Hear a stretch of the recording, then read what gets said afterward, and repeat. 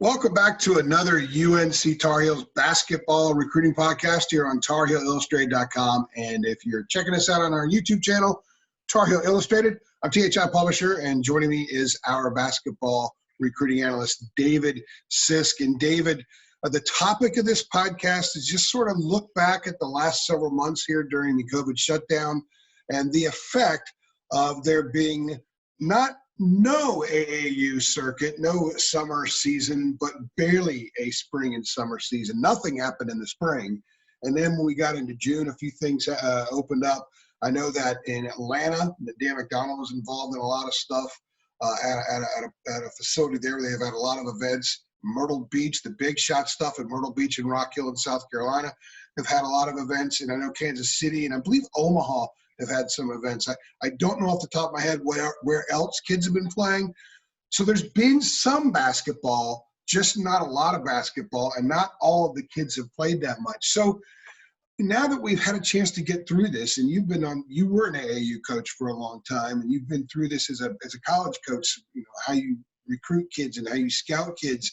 What are your thoughts on the effect of what everybody's been through from the college coaching side and also from these kids' perspective and how they were able to not just grow their gains but generate more awareness for themselves?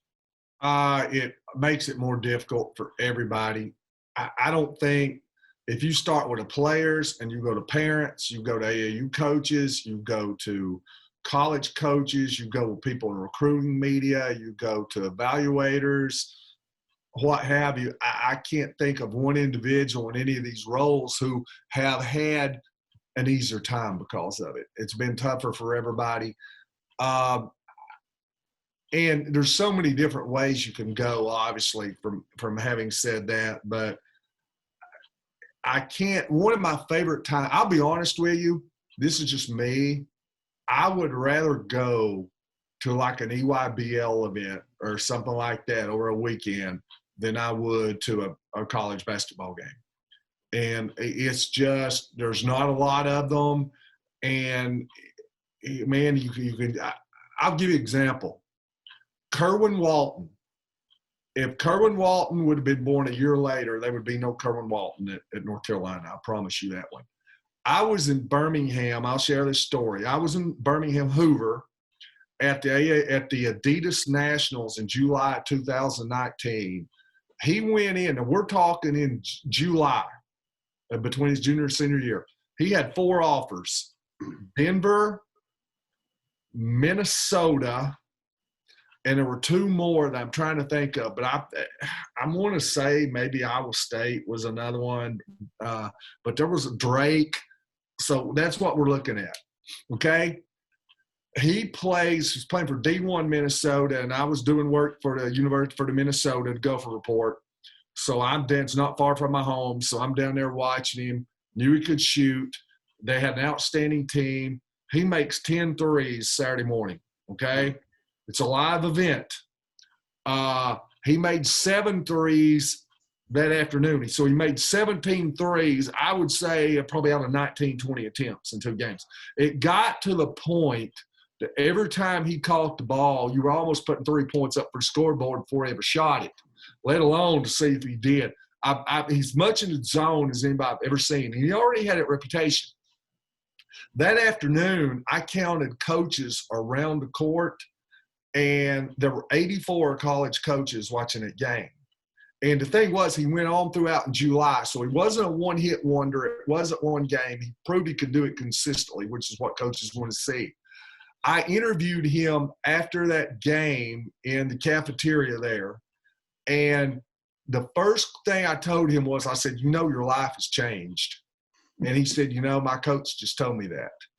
And I said, you're getting ready. The offers are going to come out of woodwork. I said, and it's going to be a different type of recruitment.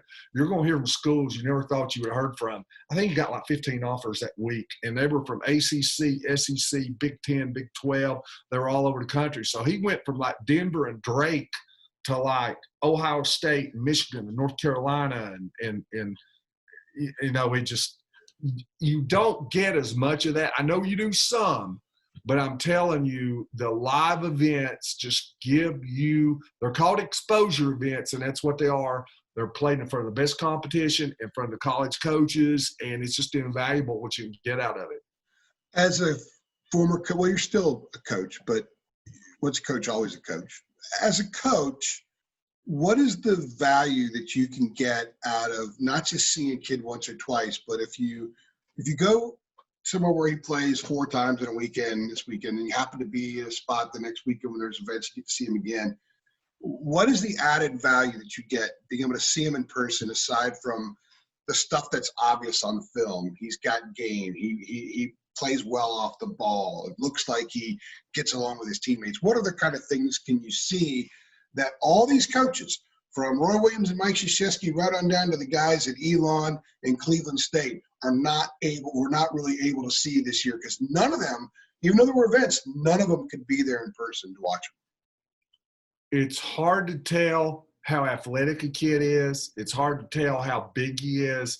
I can watch a kid and on tape, and I might say, I think he's 6'6". I think he's 6'8". I have no way of knowing really. So you get to see that. You get to see what his body looks like. It's hard to tell how quick they are. Now, I'll give you an example. I don't like highlight videos because I want to see the good and the bad. I want to see what they can do, what they can't do. You watch highlight videos, you see the great plays, and they make everybody look like LeBron James. But I'm going to tell you what I do like about them. A lot of times they're filmed on the baseline, and when they get right around that area, you can see exactly how quick their moves are. And if it gets still on a dead ball, a foul's called, the ball goes out of bounds, and that camera's right on them, you can get a better feel for how they're built, what their size is. But I want to watch the game film off the court so I can see their actual game. But those intangibles physically, they don't go with it. So that's the big thing. You were talking about body language. It's hard to tell how much is this kid mouthing, how does he get along with his other players? What's his body language like? What's he like in the huddle? What's he like when he goes to the bench? You don't see that stuff. When I coached very early on in AAU, and this has been back in the 90s, we were playing at a tournament. It may have been the Bob Gibbons deal. And we were in the hallway, and there were 2 guys. There were several teams out there, 2 guys from another team. One of them was a very prolific, well-known player. He was kind of horseplay and wrestling around before a game. We were getting ready to play him. Coach K walks in, and it's at a high school, and he walks through a lobby there, the cafeteria, and he walks up, he sees the guy there, and he stops, and he takes out a piece of paper, and I see him scratch, and everybody saw it, and he goes on in the gym and found out later that he'd marked that kid's name off his list. You know, some guy's going to be out sumo wrestling in the hallway 2 minutes before you go out on the court. Wasn't one he wanted in that program, and he wouldn't have known that if he's watching it from an office in Durham. Well, you know, when Jacob Turner and Kevin Roy shoot all of our ISO videos, whether it's at a football recruiting event, you know, a camp, or basketball games on the court side, or football games, football practice. And I instruct them when you're doing ISOs to follow the kid after the play. Yeah. You know, when Armando Baycock comes out of a game and you want to see him do that little finger tap with Roy, and then how he greets his teammates, sits down, maybe the mannerisms, stuff like that. Because I look at that stuff a lot. There are millions of values about why it's good if you cover a team that you be there. And just watching on TV is only part of it. I love that kind of stuff. So when you're a coach, you see the things that you just described, the example of Coach Krzyzewski. How about the motor? To me, if you're watching a game and it's an equally competitive environment and there's a lot on the line, you can get a gauge for a guy's motor. But I've always thought that when I've covered a game and I'm courtside or a little bit elevated in the stands, they move the media away a lot now, you can still get a totally different perspective of every player's motor and the spirit that they play with. Is that another thing that these guys are missing, these coaches, as far as not being able to see these kids? There was a top 10 kid in the class 2 classes ago, and he was getting recruited by a program that I was covering. And in fact, he is going into the draft this year. I watched him at Peach Jam, and it was the most unmotivated, lethargic performance that I've ever seen. And I'm like, number one, why would anybody want this kid? And number two, he would never be able to play for some of these coaches that are recruiting him because they would have meltdowns on him. And so I'm watching him. It goes through the first half of this. And I know most people have probably not been to the gyms in Augusta where they play the Peach Jam, but it's a total cattle call. I mean, there's just people everywhere, fire marshals. You go from one game to another one. And so if there's one game being played, you've got hundreds of people standing out in the hallway, and they wait on the one game to get over so they can get in. So the reason I say that, once you get in the gym, I'm like, I'm not leaving this gym under any circumstances. I'm not leaving. Well, the one of the coaching staffs, the site that I was working for, they saw the same thing I saw. So about at the 17 minute of the second half, they get up and both walk out. I walk out right behind them and go look for another court. And you just don't do that with one of your top tier prospects. And he was. I mean, he's a top 10 player. And like I said, I just don't feel like it worked for him in college. Unless he changes, I don't feel like it'll work for him in the pros. And if I had not seen that game, I would have had no clue. So that tells you a little bit about the motor. Okay, so we've talked about it from the coach's perspective. Evaluating film, we've discussed in previous podcasts about how Roy's had to adapt. He puts such a premium on in-person evaluation, but he's had to adapt, and he has. He's offered kids I'm sure he's seen some in person, but he's offered them after watching a lot of film. And Roy adapts more than I think a lot of people give him credit for.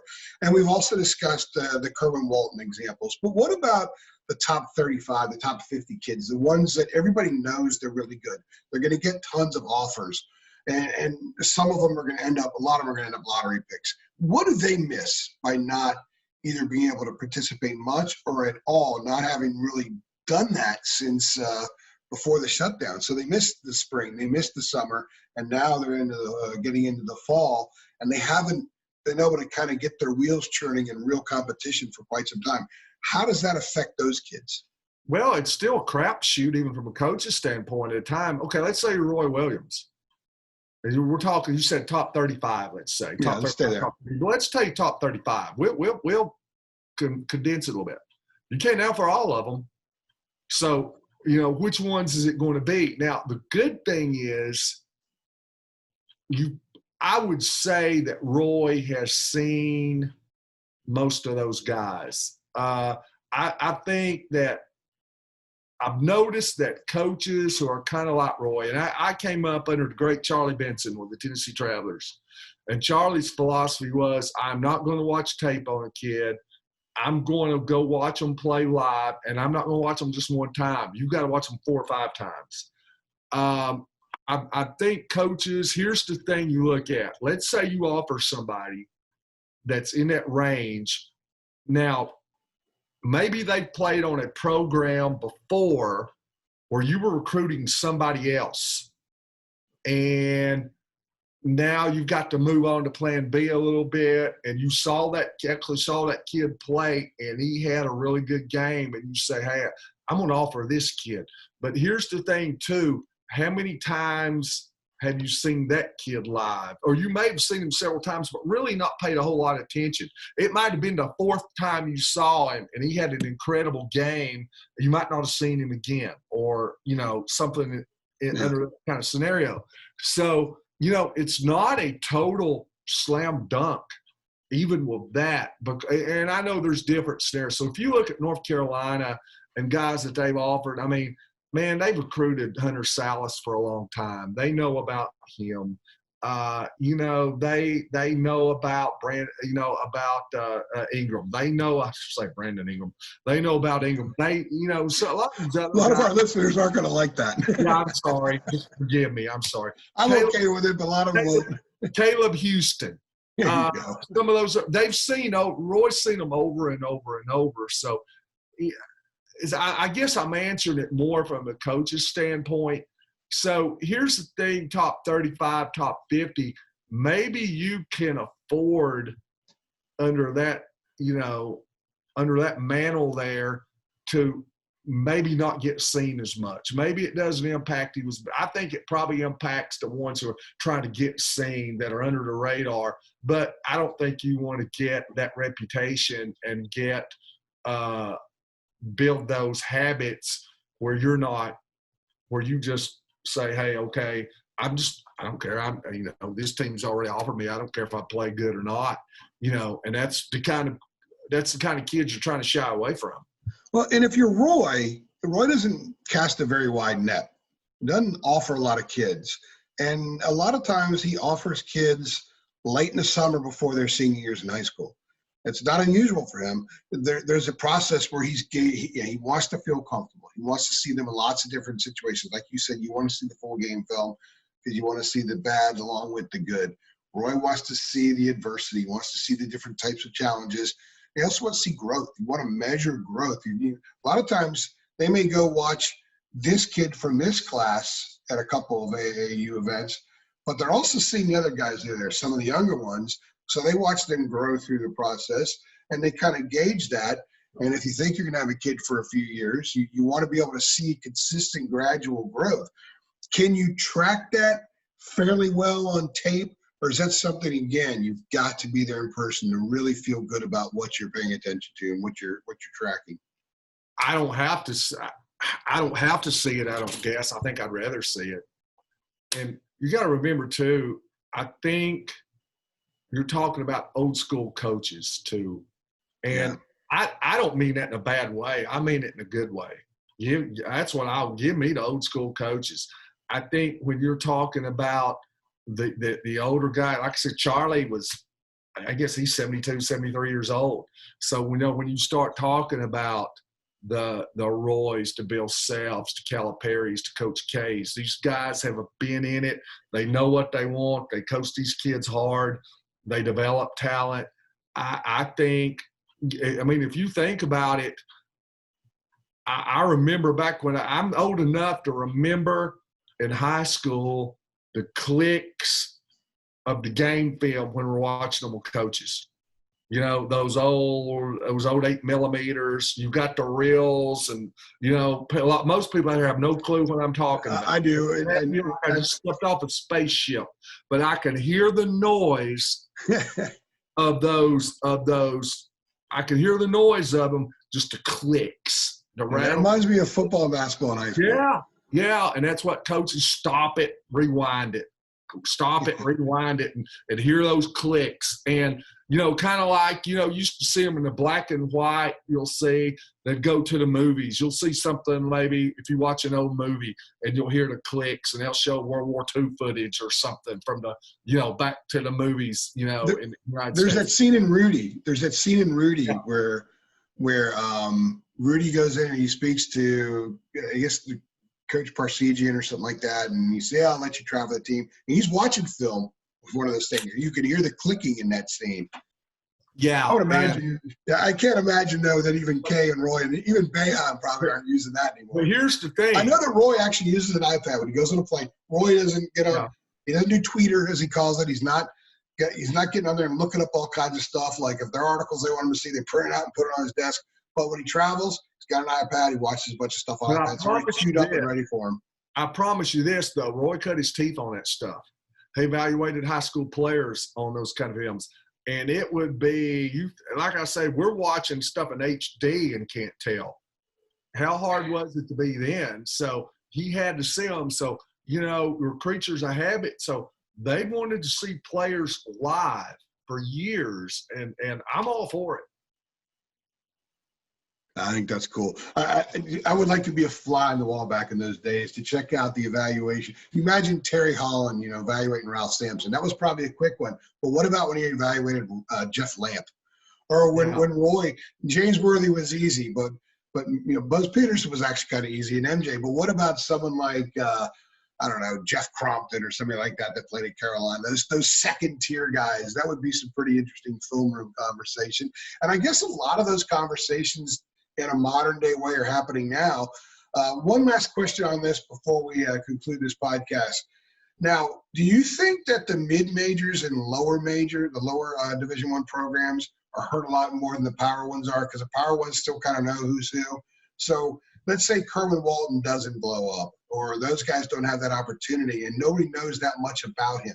Sure, some other programs may get a guy that is really good and can really explode there, but they don't really know what they're getting. Like UNCW, for example, or Middle Tennessee State. You said that you're not too far from that area, I guess.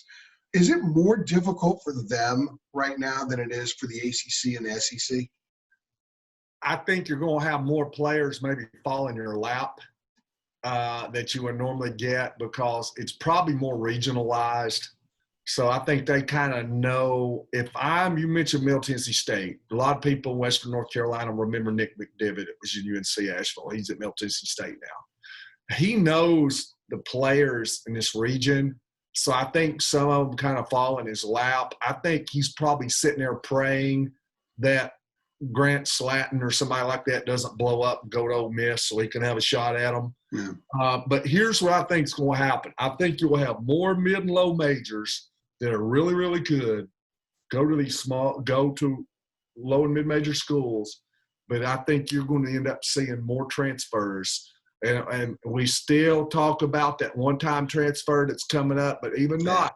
Players go to these schools, man, and they say, hey, I can go play in a Power 5 and I can play a lot instead of playing in whatever conference here, one bid conference. I can go here and get in the NCAA tournament and be on TV and get the perks that come with it. I think, like I said, these players right now, you'll see more of them, the really good ones that could have went higher, go to the smaller schools. But I think on the back end, you're going to see more transfers. By the way, Middle Tennessee, UNC connection, former Carolina player and Dean Smith assistant Randy Wheel. Once the head coach at Middle Tennessee State. David, great stuff. I've been wanting to have this conversation for a while, but I wanted to wait till we were officially out of summer before we put this out there. So just such a bizarre time on so many levels. But unfortunately, a lot of these kids aren't going to have the Kerwin Walton opportunity, but it'll be interesting to see how some of that plays out. He's David Sisk. I'm Andrew Jones. You've been watching another UNC basketball recruiting podcast right here on TarHeelIllustrated.com. And if you're checking us out on our YouTube channel, Tar Heel Illustrated, don't forget to click like if you like this video. Hit the bell so you get notifications every time we upload all of our videos, and we do that for football and basketball, recruiting, and the Tar Heels. Thanks for stopping by.